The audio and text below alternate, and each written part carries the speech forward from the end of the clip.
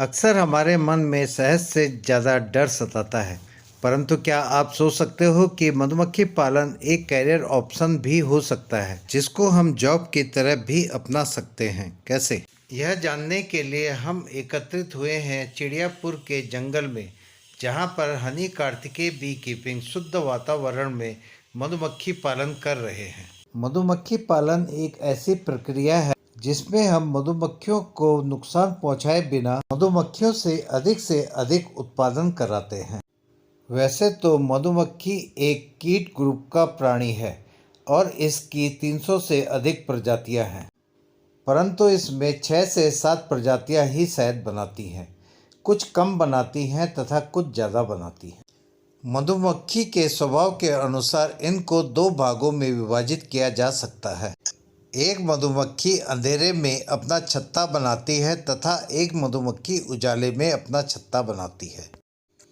मधुमक्खी पालन के लिए उसी मधुमक्खी को पाला जा सकता है जो कि अंधेरे में अपना छत्ता या अपना निवास स्थान बनाती है। व्यावसायिक दृष्टि से दो प्रकार की मधुमक्खियों को ही पाला जाता है, एक इंडिका, दूसरी मेलिफेरा।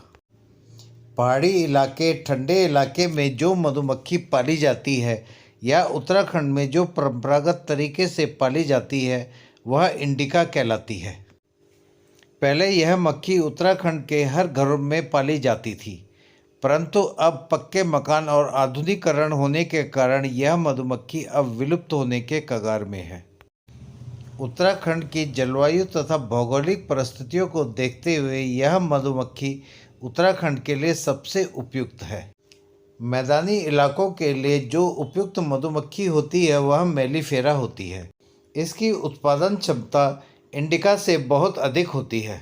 इसी मेलिफेरा को इटालियन बी भी कहते हैं। पार्ट 1 में हमने बताया कि इंडिका मधुमक्खी को परंपरागत तरीके से पहाड़ों में कैसे पाला जाता है। अब हम आपको मॉडर्न बी कीपिंग के बारे में बताते हैं। फूल तथा मधुमक्खी के छत्ते के बीच की दूरी जितनी कम होती है उतना ही मधुमक्खियों को शहद बनाने में परिश्रम कम करना पड़ता है।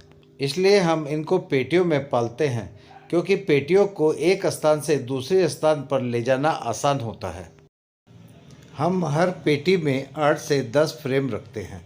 इन्हीं फ्रेम पर मधुमक्खी छत्ते बनाती है। इन फ्रेम से यह फ़ायदा हो जाता है कि जब हम शहद का निष्कासन करते हैं तो अंडे और बच्चे सुरक्षित रह जाते हैं तथा छत्ता भी सुरक्षित रह जाता है, और हम हनी एक्सट्रैक्टर के माध्यम से सिर्फ शहद ही निकालते हैं। मधुमक्खी का छत्ता जिसमें शहद कैसे निकलता है इसके लिए हम एक वीडियो आपको शेयर कर रहे हैं। इसको देख करके आपको पूरा पता लग जाएगा कि हम शहद कैसे तैयार निकालते हैं। हो जाता है तो मधुमक्खी उसको मोम से सील्ड कर देती है।